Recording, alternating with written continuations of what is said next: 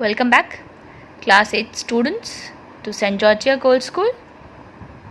We'll talk about the very chapter Microorganisms Friend and Foe. We'll cover the topic Harmful Effects and Food Preservation Techniques. Those microorganisms that cause disease in humans or animals or plants are called as pathogens.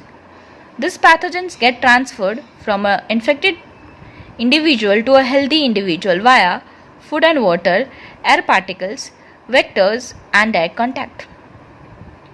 When an infected person eats food or drinks water that are contaminated with microorganisms, if we don't wash our hands, then microbes enter our body and they cause disease such as cholera, typhoid.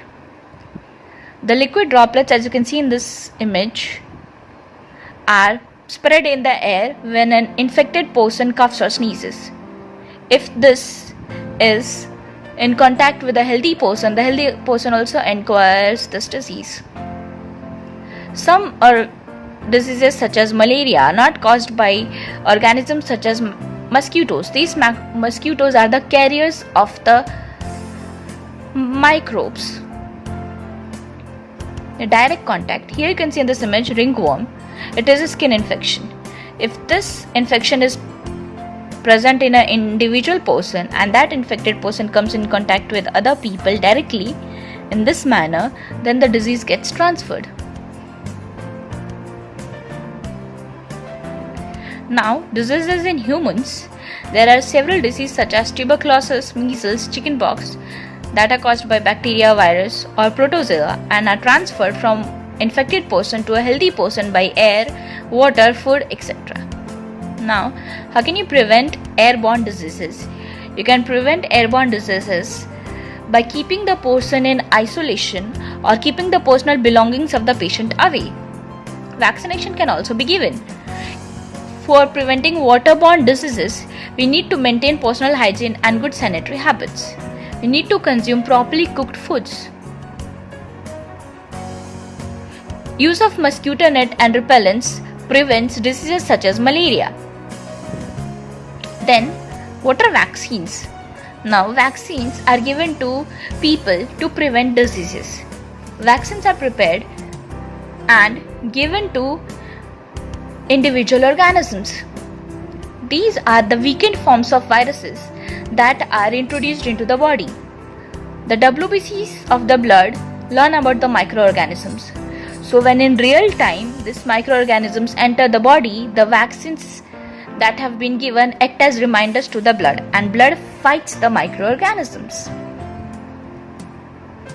Coronavirus, the current pandemic of the world, it is caused by severe acute respiratory syndrome and it is the coronavirus pathogen.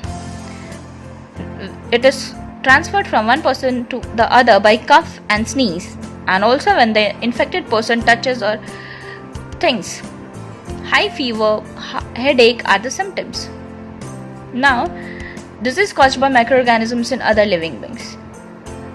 Diseases such as anthrax and foot and mouth disease are caused in cattle by bacteria or a virus. Diseases such as citrus canker in lemon, rust of wheat are caused by bacteria or fungi in plants. Now, the food gets spoiled due to growth of microorganisms. When microorganisms grow on our food, produce toxic substances and make the food poisonous. This can be prevented by chemical methods. That means when we add salts and edible oils to the food, they prevent growth of microorganisms. Also, acid preservatives are added to pickles. Sodium benzoate and sodium metabisulfate chemicals are added to prevent food poisoning. Then, meat and fish are covered with dry salt to check the growth of bacteria.